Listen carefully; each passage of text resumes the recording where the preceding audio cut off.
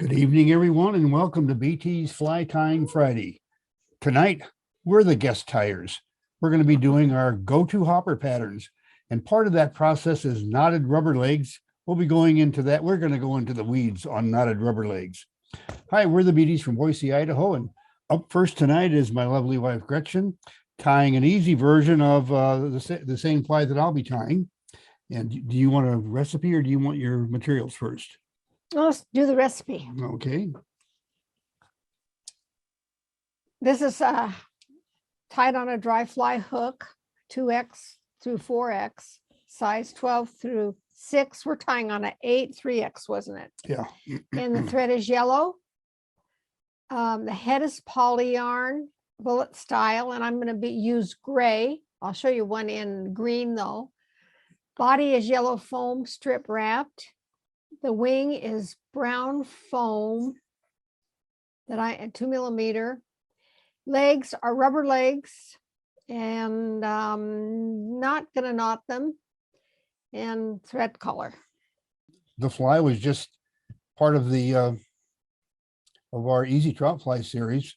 It's one that I carried when I was guiding. It was one of those impossible to sink flies. It never had a name until we wrote the book Easy Trout Flies, and we decided to put it in there. And geez, we had to think of a name for the darn thing. It always before it was just that fly that splats when it hits the water is how we referred to it.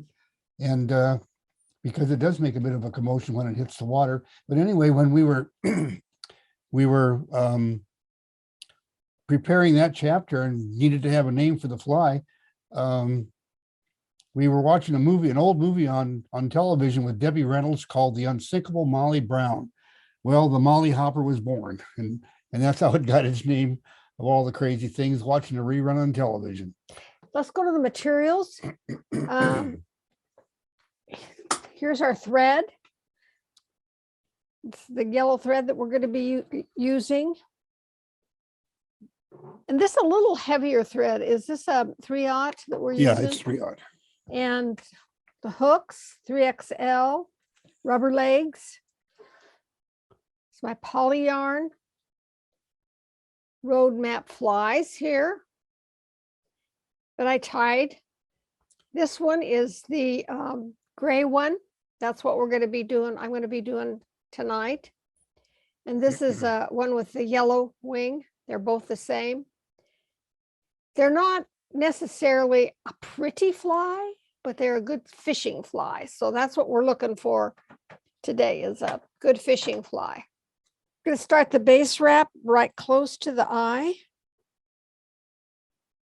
And I'm going to go clear back to the bend.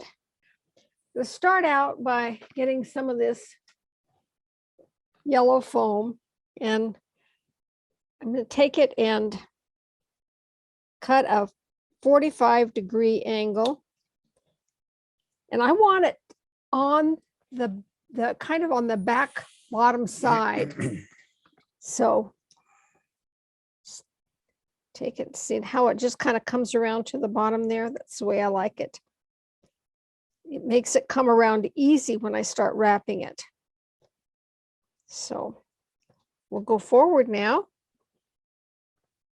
I have cut 3 pieces of that poly yarn. Okay, so I'm going to hold this on the back side, and as I come around, the thread torque is going to pull it underneath, and I want that first poly underneath the hook there and right tight against the eye.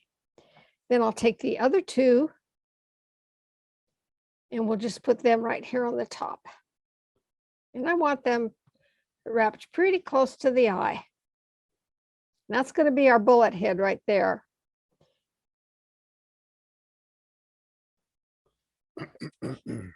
Now, I want to kind of figure out how long I want my bullet head to be. So I want it to come back about to here.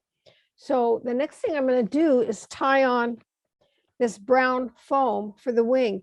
And I want to be sure to get it. Oh, you know, that's not the next thing I'm going to do. What am I thinking? I want to wrap my yellow foam first up to here. And I kind of do a little crisscross here. to tie it off. And then I cut it kind of at an angle and just wrap it down here. If you get it too close to where you want your bullet head, it gets hard to make a good solid bullet head. So you want to leave that space there. The next thing we're going to do is put on the wing. And so I want to cut. That just makes it a little easier to tie it on.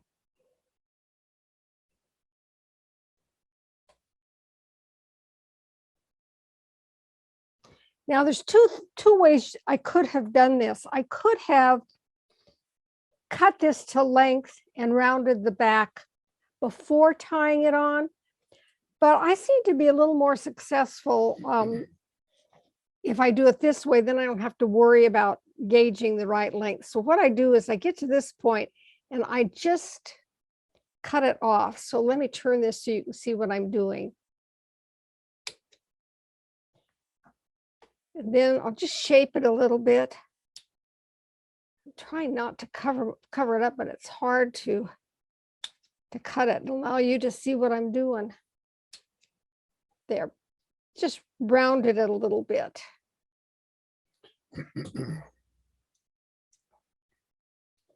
Now I want to be sure to spread this poly around kind of so it'll flare and be kind of equal around the bullet head. So I just do that with my fingers. And we have this cute little tool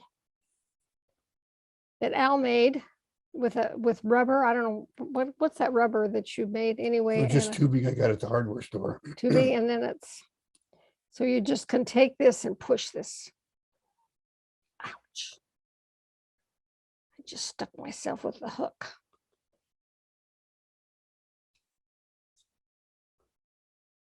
Take about 3 wraps. Now the proof is in the viewing. There's our little bullet head. I think we got a pretty good even distribution. Upside down makes it easier. And we're going to trim the bottom fibers off right close to the tie down point. Hold it kind of loosely to judge where you want it. And try not to cut off the little wing there. That would be a disaster. That would sure make a mess, wouldn't it? Yeah, it sure would. So I think we pretty well have that part of it done. You think that wing could be that could be a little shorter maybe. I don't know. Let's cut it just a little bit I think it'll splat on the water just fine. Yeah, well, I have to fuss a little bit, it's part of the job. Oh yeah. Okay, there we go. I like that better. Now I need my legs. And then I just hold them on top and take a loose wrap, 2 loose wraps, and then we'll grab the one on the far side and just bring them around and bring the one on the near side around. One of the things I find helpful with rubber legs is if you pull too tight, they just go crazy on you. So I like to take some loose wraps over the top to kind of protect those legs and then crunch down on it. That way they don't splay out quite so bad. This is a little bit long here. I think we're at the point now, all we have to do is whip finish it. Get the whip finish tool, get some thread out.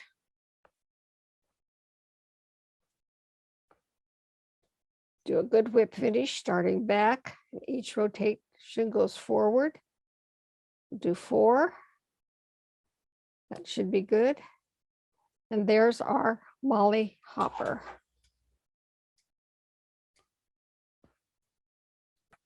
Now I'm going to be using another bullet head tool with that same stuff and a different handle. And this is one that when I showed a buddy of mine, this one, a few days later in the mail, this one showed up and he says, I decided to make you a better one. Well, he's right. It is. It's pretty darn good. That bigger handle is nice to hang on to. Well, No- are you gonna give me the other one? No, I'm giving you this one. That's what I mean. Yeah, you can Oh, you can have that yay. one. Yeah. There you go. Woohoo. Anyway, let's start my thread base, and I'm going to start it right behind the hook eye.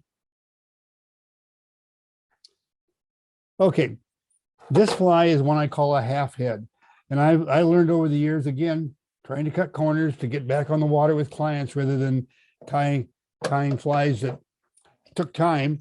I found that putting a half head on a bullet head fly was just as effective and looked just as good, and I didn't have to cut it off the bottom. Do you want to talk about your materials?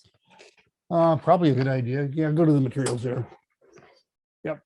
Like Gretchen, the body is going to be foam. I'll just set. Oh, here's the, No, I got it. oh, okay. You're Okay, good, hooks. My wings are going to be made from pheasant, and we'll talk about those here in just a minute. My legs will be knotted, and we're going to go into the weeds on knotted legs. There's a little bit more about that I've discovered recently after tying the darn things for more than 60 years. Going to use a bullet head out of deer hair. And by the way, for those of you that have watched our presentations in the past, this hair is from the rib area of a whitetail, and you can see it's shorter than some of the hair that I've shown you in the past. But down here where it's going to come in contact with the hook, it's that light gray color, which it's hollow enough that it flares really well, sets in place, and my rubber leg material. Anyway, so I'm going to start out by cutting a bundle of hair, and now I want to get rid of all the waste right down in here, and I, just like before, I always rapidly run my finger up and down through this to knock it out. Well, I don't want to knock it out all over my material, so I'm going to move over to the waste bin and do that while Gretchen moves me over to the. All right, well, after rapidly running my finger like this up and down, there's still a little bit of fur in there, so I'll get rid of that. One stroke will get it out of there, but I do not want to stroke it very much because the stuff will generate static electricity, and it goes to stick into everything, me, the hair stacker, everything.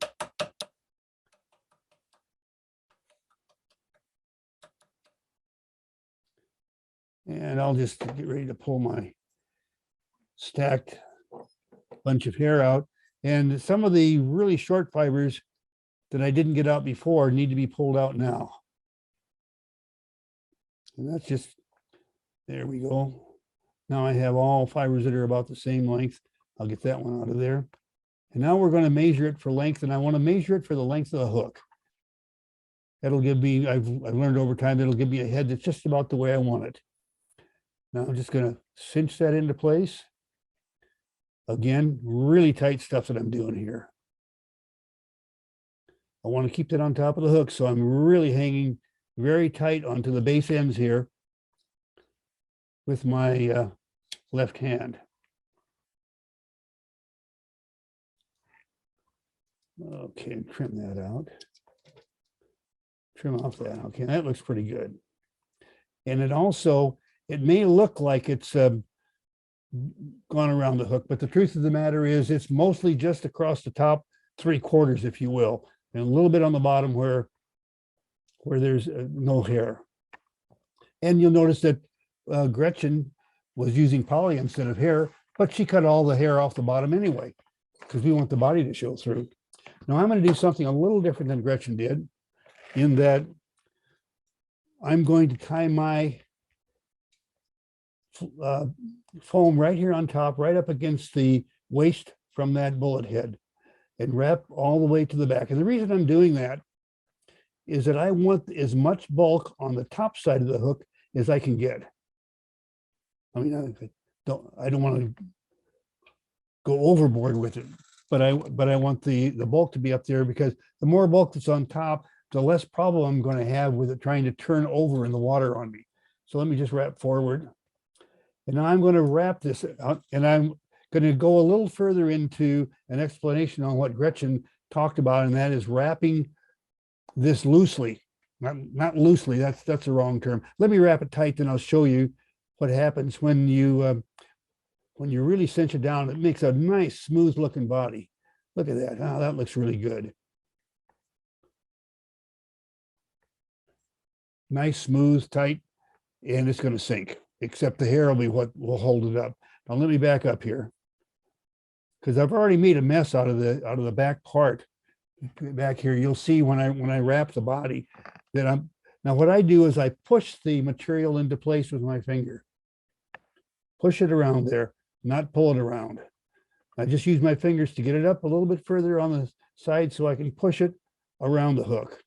What that allows me to do is to apply it smooth, but not to crush the air out of these fibers. And I want you to notice here, wait a minute, I'll get this tied off before I try to point something out to you and end up losing all the materials here. Okay. I want you to notice the difference in the bulk back here where I had wrapped it really tight. I had scrunched the air out of it. And it isn't until I get to this point right here that I start to see the full size of the flotation of the fly, if you will. That the tail end of that fly will sink into the water right there because of that right there. Now we're demonstrating. So as far as that goes with this demonstration, we don't worry about whether the fly is going to float or sink right now. We're teaching fly tying and not worrying too much about, okay, good. I need to go back just a little bit more. Doing just what Gretchen did, deciding where my head will be. All right, got it. Now I'm going to do a wing, and I'm trying to decide what to do, whether I want to use a church window feather. And I prepared these feathers ahead of time because I don't want any glue around my cameras. I know everybody chuckles about that, but my paranoia with glue is well-founded. I've ruined one camera with glue, and my fly tying kit. I used to carry crazy glue in my fly tying kit, and I flew to, I forget where it was, to do a demonstration, and I got there and the crazy glue had blown up inside of my fly tying kit. Well, here I am, the featured speaker, tire, etc., and I'm running around trying to get materials from people because my whole bag is glued together. All I can tell you is it wasn't a fun time. Anyway, what I've done to prepare this feather is first you'll notice that I trimmed the fuzz off of the base end. And then what I did is I took glue and I placed it on my finger right there, except I had a rubber glove on it. I go to the food service place and get those food service gloves or CSI gloves if you're into that kind of stuff. And so that I can get glue on my thumb and forefinger, and then you slowly drag the feather between those two glued fingers. And about the third time through, you really go slow. About that speed right there, set it aside to dry. What that does is pull that feather into a nice tight configuration to make a wing for this fly. And I love those feathers. That's so cool. I think they're just gorgeous. Look at that. That does look like a hopper. Yep, sure does. I'll just trim this out of here.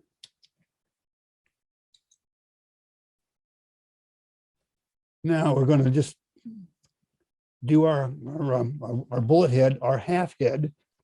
I'll get my bullet head tool. Now that one, is that a wider diameter? Or is it the same? I think they're about the same. Same. Yeah, Okay, I just checked them. I'm pretty sure they're the same. It's just got a bigger handle and therefore it looks bigger. It looks like he cast it out of some kind of resin, but anyway, what you do is you just kind of push it into place there, just like Gretchen did. And only I got it with the hair, you've got to check because it's not quite as forgiving as that poly. Get everything twisted around there. Okay, now I'll do it again with the tool.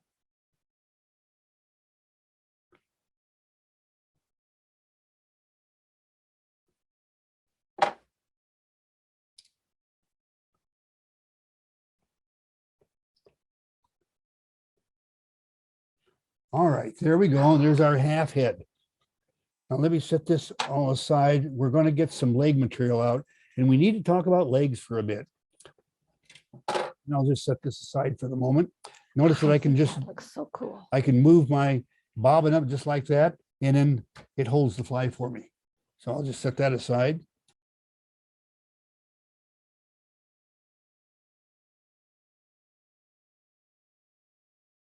And what I want to get out is first a demonstration. Here is some fly line backing that I use to knot a couple of legs, because I could better demonstrate with this stiffer material than I can with the rubber leg material. It just bounces all over the place. Now, I didn't learn this until, I mean, I've been tying these things more than 60 years, and it wasn't until we wrote the book, a couple of years ago on the art of the weave. And I had planned a chapter that was going to be some knotted stuff that went between the weaving chapter and the last chapters of the book, which is on braiding, similar to what you do on braiding horse equipment out of rawhide. That's how that book was laid out. And I wanted to have a transitional chapter. And things just didn't turn out the way I wanted them to on that knotted chapter, but I shot just probably 50, 60 pictures of different knots and so forth from different directions. And I noticed something for the first time. I want you to notice how these legs kind of kick to the outside, if you will. I want to point out something here. The indicator is this right here that goes through the loop there, and right here where it goes through the loop there. Right here is a right-handed leg, or not right-handed. This is a right leg, and this is the left leg. Or it could be the other way around if you're a left-handed tire. It don't make any difference. The point being is, for years and years and years, I'll lay this down just momentarily. Can you zoom on that? Huh? Can you zoom in on that? Oh, I probably can if you want me to. I think that'd be a good idea. All right, here. There. Let me- Yeah, let now me- you let can me- really see. Yeah, maybe you can see now the what I'm talking about. They're exact opposites of each other. My problem, though, was like just about everybody else. I was tying this type of, what did I do with it? Oh, here they are, out of pheasant fibers. And I would just I'd just go right down the feather, stick the feather in the vise, and I'd go right down there and tie all the legs the same. And I always wondered why the offside leg kind of sucked in a little bit more to the body than the near side leg, right and left. Well, I tied them all the same way, and they were all right-sided legs. Didn't make any difference which side of the fly they went on. So how do you tie a right leg and a left leg? Well, quite frankly, with round rubber leg material, it makes zero difference because it's round, and you can just reposition it slightly to have it set right. But if you're wanting your legs to set perfect, if you're wanting to win a fly tying contest, then you're going to have to tie your pheasant tail fiber legs right and left. And how do we do that? Of this fly line backing. Would you hold on to that one for me, sweetheart? Yeah, thank you. Here's the way you tie a right leg. You take the end in the left hand, lay it over the top. Whoops. Lay it over the top like I just did, and then bring the end down through.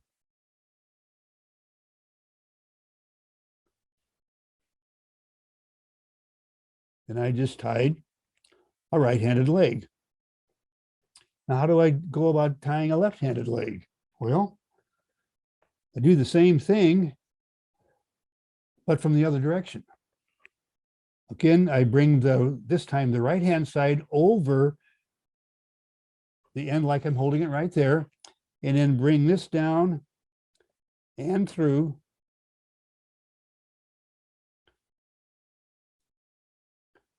And it creates a leg that you can see the direction that it kicks in the opposite direction that the other leg did.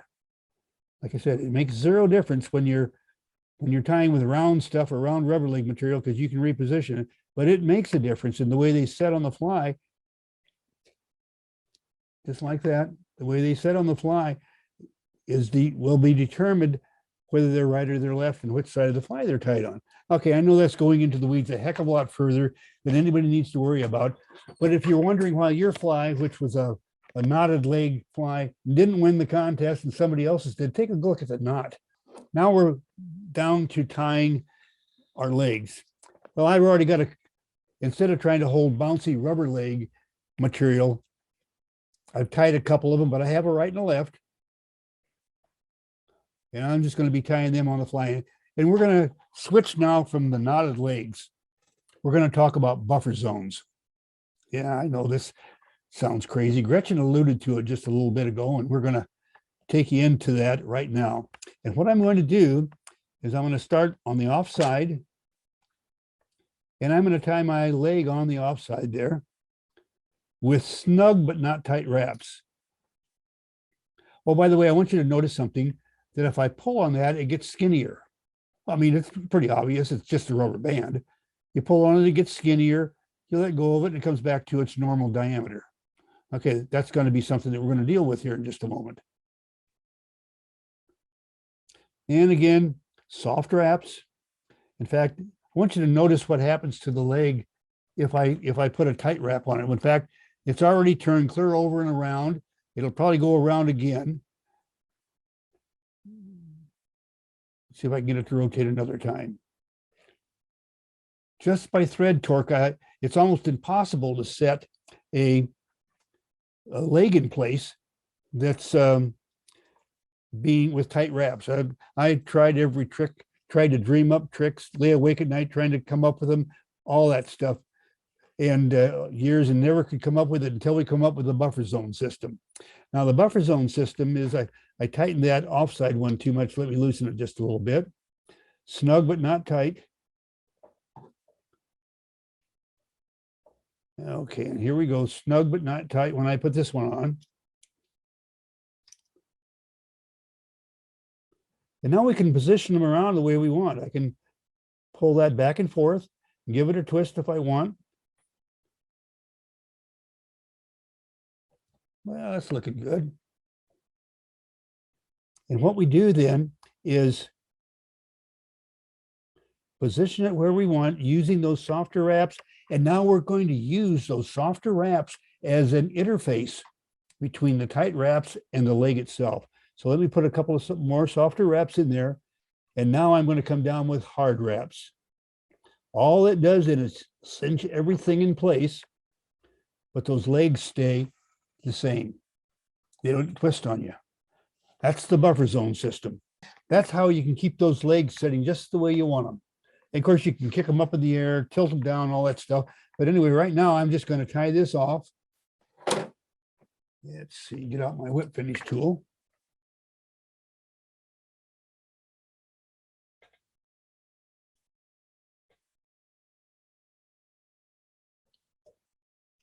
You've got a little piece of feather that came loose there too. Piece of, oh, I did. Okay, I'll take care of that. I had one on the other side that did that too.